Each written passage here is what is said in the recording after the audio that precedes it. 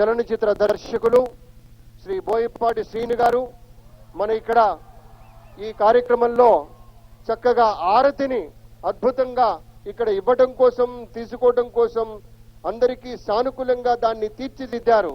ఒక మాయ చేశారు, మంత్రముగ్ధుల్ని చేశారు. అందుకు వారికి రాష్ట్ర ప్రభుత్వం పక్షాన వారిని సత్కరించబోతూ ఉన్నారు మన ముఖ్యమంత్రి వర్యులు.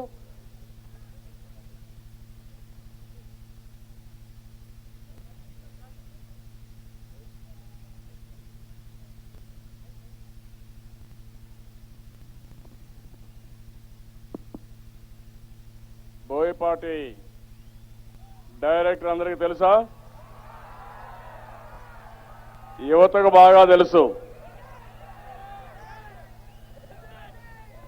ఏ సినిమా తీసుకున్నా అది హిట్ కావాల్సిందే, ఫెయిల్ అయ్యే సమస్య లేదు.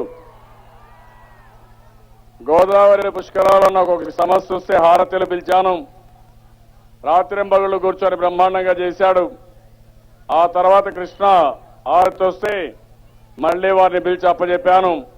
మొదటి రోజు నుంచి ఈ రోజు వరకు చూస్తే ఆయన సినిమా ప్రొడక్షన్ ఉన్న దాన్ని కూడా వాయిదా వేసుకుని రాత్రింబగళ్ళు పనిచేసి ఈ రోజు ఒక బ్రహ్మాండమైన ఈవెంట్ కింద కృష్ణ పుష్కరాలు ఒక పవిత్రమే కాదు, నదికి ఏ విధంగా ధన్యవాదాలు తెలియజేయాలనో చేసి చూపించిన వ్యక్తి బోయపాటి శ్రీనివాస్ గారు.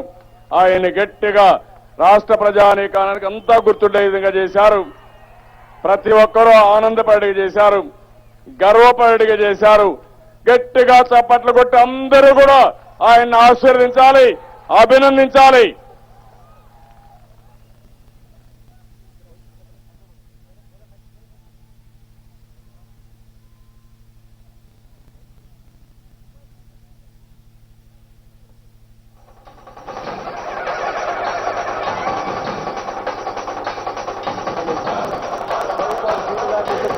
ముఖ్యమంత్రి వర్యులు గట్టిగా మనం కూడా మన శుభకామనలు చెప్తాం, శుభాకాంక్షలు చెప్తాం.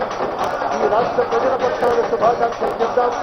ఇలాంటి మంచి మంచి కార్యక్రమాల్లో వారు మనతో కలవాలని, ఇలాంటి ఐడియాలతోటి అందరినీ మంత్రముగ్ధుల్ని చేయాలని మనస్ఫూర్తిగా కోరుకుంటూ రాష్ట్ర ప్రభుత్వం పక్షాన వారికి శుభాకాంక్షలతోటి అమ్మవారి ప్రసాదాన్ని కూడా అందజేస్తూ ఉన్నారు ముఖ్యమంత్రి వర్యులు. ఇప్పుడు ప్రత్యేకంగా ఒక పుస్తకాన్ని రిలీజ్ చేయవలసిందిగా